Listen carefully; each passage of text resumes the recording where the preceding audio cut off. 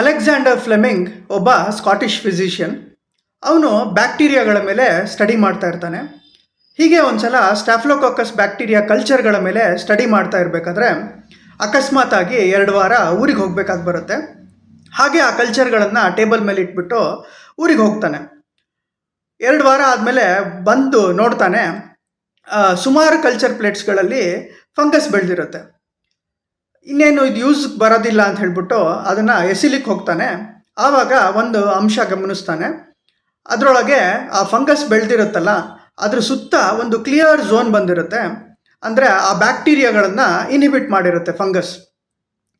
ಆ ಸಬ್ಸ್ಟೆನ್ಸ್ ಏನಿದೆ ಅದನ್ನು ಐಸೋಲೇಟ್ ಮಾಡಿಬಿಟ್ಟು ಟೆಸ್ಟ್ ಮಾಡ್ತಾನೆ.